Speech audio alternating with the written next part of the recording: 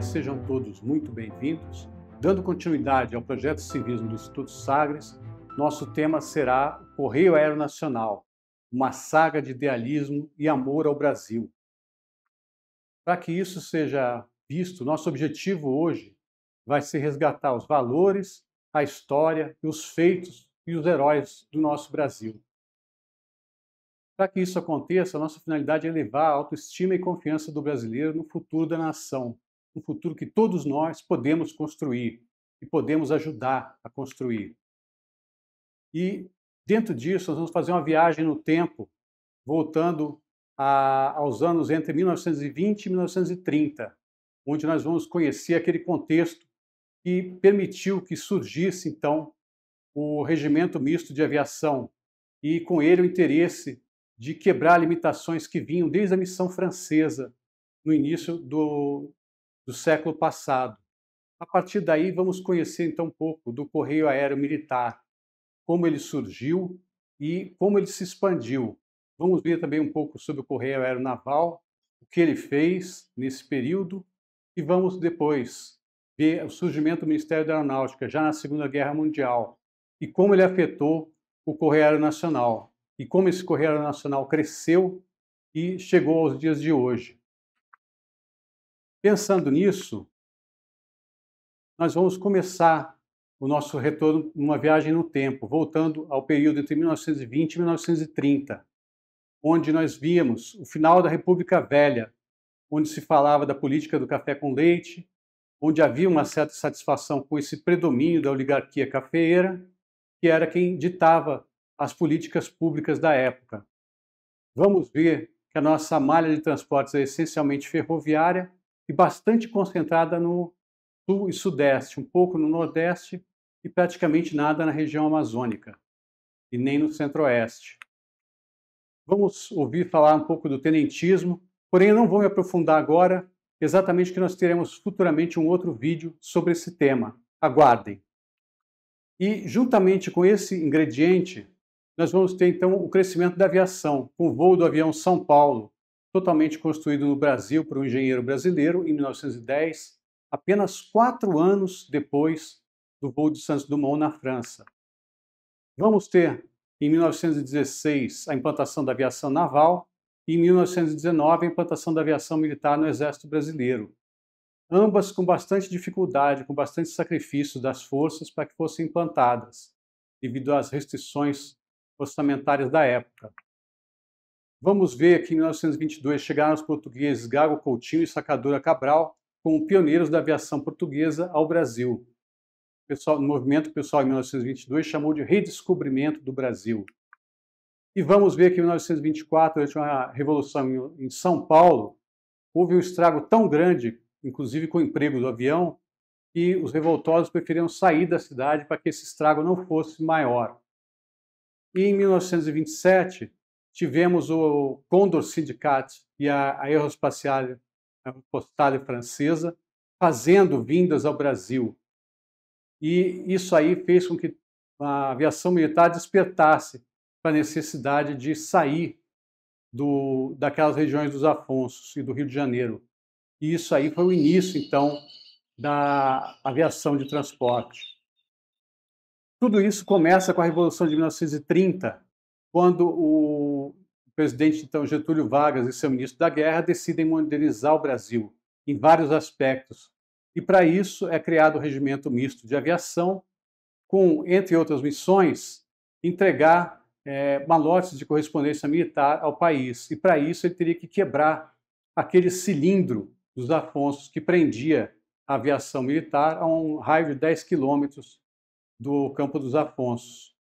Para essa missão, foi designado, então, como primeiro comandante o então Major Eduardo Gomes, que é o segundo que aparece nessa foto, sentado da esquerda para a direita.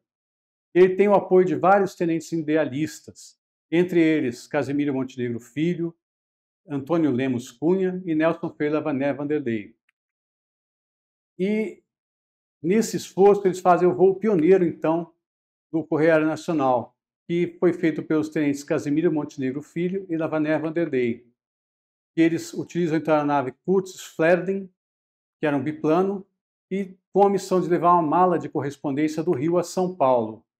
Decolam na manhã de 12 de junho de 1931 e chegam em São Paulo já ao anoitecer, fazendo uma rota direta, porém com ventos fortes de proa, acabaram gastando 5 horas e 20 de voo. Na volta, utilizando a rota do Vale do Paraíba e com vento já de cauda, conseguiram então voltar em 3 horas de voo. E aí começava então o serviço postal aéreo militar. Mais à frente, com o crescimento da frequência dessa linha, que passou a ser até 3 vezes por semana, essa denominação de serviço postal aéreo militar passou a ser correio aéreo militar. E o Major Eduardo Gomes buscou então a expansão dessas linhas, que foi trabalhado para que se fizesse uma linha para Goiás, não na época Goiânia, porque ainda não existia. E aí esse esforço foi feito pelo tenente Casimiro Montenegro Filho, que fez uma viagem terrestre em 1931 a Goiás, preparando os caminhos para que fosse feita essa missão pelo ar. E a primeira tentativa foi feita em 12 de outubro daquele mesmo ano e sem sucesso devido a um acidente na ida. Foi feita posteriormente uma segunda tentativa com um acidente na volta, porém foi entregue a mala e isso já é o começo daquela linha de Goiás, embora os pilotos tivessem voltado de trem de Goiás até o Rio de Janeiro. Mais à frente, foi feita a pintura dos tetos das estações ferroviárias para facilitar a navegação dos pilotos e para ajudar a resolver o problema dos mapas da época, que eram bastante desatualizados e bastante pobres de detalhes. Esse esforço foi feito pessoalmente pelo tenente José Vicente Faria Lima e pelo sargento Jaime Pinto de Oliveira. O Correio Aéreo Militar não ficou só isso, embora tenha parado durante a Revolução Constitucionalista, que foi de julho a outubro de 1932, mas logo depois dela retornou com os Wacos CSO, os vermelhinhos, e a partir daí começou a linha de Mato Grosso, fazendo Campo Grande, São Paulo, nesse mesmo ano, e expandindo até o sul também, fazendo a linha São Paulo-Curitiba. No ano seguinte, já fizeram a linha do São Francisco, unindo o Rio a Fortaleza. Mais à frente, ligaram Fortaleza a Teresina, numa expansão dessa linha. No ano seguinte, 1974, já fizeram a linha Campo Grande-Cuiabá e Curitiba-Foz do Iguaçu no ano seguinte. E nesse mesmo ano de 1975, o Correio Aéreo Militar chega então às portas da Amazônia, fazendo a linha Fortaleza-Belém.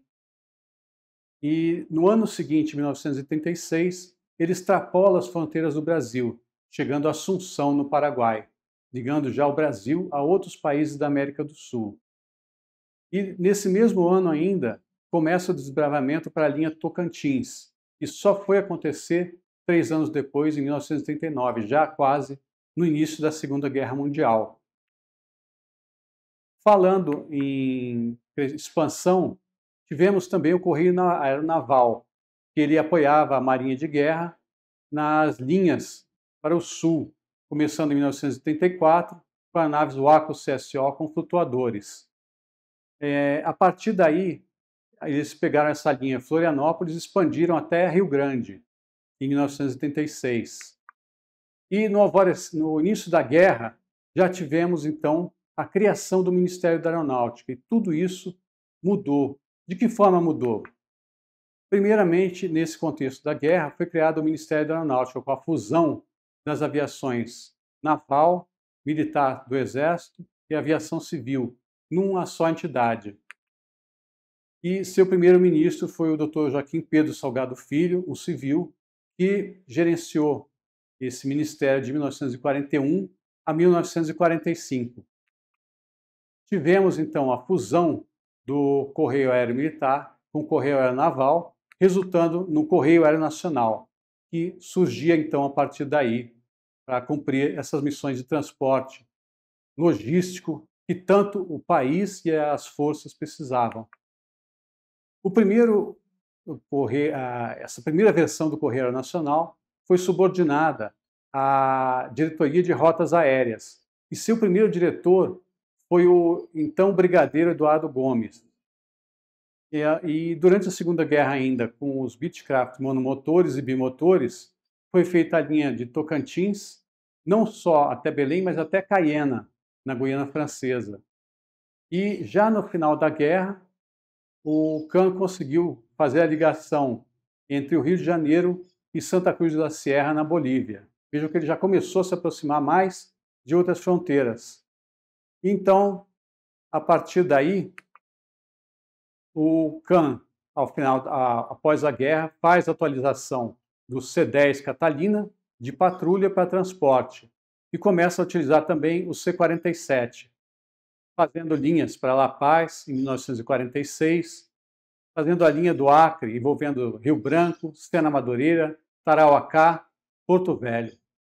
A partir daí ele vai até o Peru, em Lima, faz a linha do Araguaia em 1952.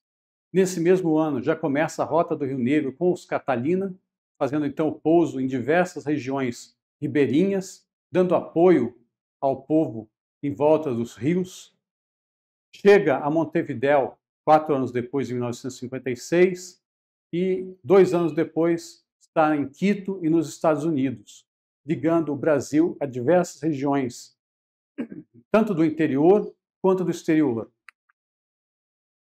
Ele não para por aí, continua expandindo, precisando atender o batalhão brasileiro no canal, em Missão de Paz no canal de Suez. Começa fazendo isso com as velhas B-17, oriundas da Segunda Guerra, que operavam em Recife, e faz essa missão por 3 anos. Em 1960, com a chegada do C-54, que aparece aqui à direita, ele vai então para apoio a esse batalhão brasileiro em Suez, e mais tarde faz também uma linha que liga o Brasil a Santiago via Buenos Aires. Nas décadas seguintes, de 1960 e 1970, entram novas aeronaves que dão maior capacidade ao Correio Aeronacional. Temos então a chegada na década de 1960 do C-130 Hércules, que aumenta a capacidade de carga. Temos a chegada do C-115 Búfalo, que aumenta a capacidade de pouso em pistas não preparadas, em locais mais remotos da Amazônia e do Centro-Oeste. E temos a entrada de um dos primeiros sucessos da indústria aeronáutica brasileira, o Bandeirante, que vem na década de 1970. Temos ainda, nas décadas de 1980 a 1990, a chegada do C-98 Caravan e do C-97 Brasília. Posteriormente, já no início desse século, temos a entrada em serviço do C-105 Amazonas e, posteriormente, agora já mais recentemente, no ano passado, tivemos a entrada em serviço do KC-390, que aumenta também a capacidade de transporte da Força Aérea, dando com isso maior capacidade, maior flexibilidade para pousos em locais não preparados ou maior capacidade de carga para locais que tenham maiores recursos. E fica aquela pergunta, o que vem então nessas asas do CAN? Nós vemos aqui, antes de mais nada, suprimentos, remédios, alimentos, vacinas, material médico, às vezes até materiais perigosos como oxigênio, combustível, para que não só as forças, mas para que o país se sustente nos mais diversos rincões distantes. Temos também saúde, que desde o início, médicos, enfermeiros vão junto com essas missões para levar o apoio a essas regiões mais distantes do país. Vemos também a própria esperança indo nessas asas, onde doentes ou pessoas acidentadas são levadas por aeronaves para grandes centros para serem apropriadamente tratadas.